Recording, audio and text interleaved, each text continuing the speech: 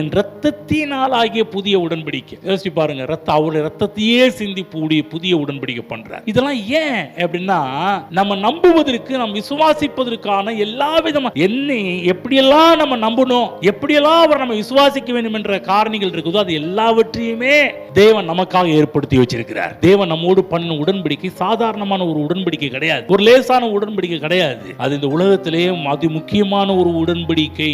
Abraham உடன்படிக்கை கூட இரத்தத்தினால் ஜீவனால் செய்யப்பட்ட உடன்படிக்கை, மிருகத்தின் ஜீவன்களால் செய்யப்பட்ட உடன்படிக்கை. ஆனா புதிய உடன்படிக்கை மிருகத்தின் ஜீவன் அல்ல, தன்னுடைய சொந்த ஜீவன், சொந்த ரத்தத்தையே தேவன் கொடுத்து நமக்காக உடன்படிக்கை செய்திருக்கின்றார். அப்பதான் உங்கள்கிட்ட காமிச்சேன், உடன்படிக்கையின் சாராம்சம் என்ன, என்னுடையதெல்லாம் உன்னுடையது, அவருடையதெல்லாம் நம்முடையது. அப்புறம் நல்லா புரிஞ்சுக்கணும், இந்த உடன்படிக்கை நமக்காக காக்குறாருன்னா, இங்க பாருப்பா, என்னுடையதெல்லாம் நீ எடுத்து பயன்படுத்த வேண்டும் என்பதுதான் என்னுடைய நோக்கமா இருக்குது. அதை எடுத்து பயன்படுத்து. நம்ம வெக்கப்பட வேண்டிய அவசியம் கிடையாது.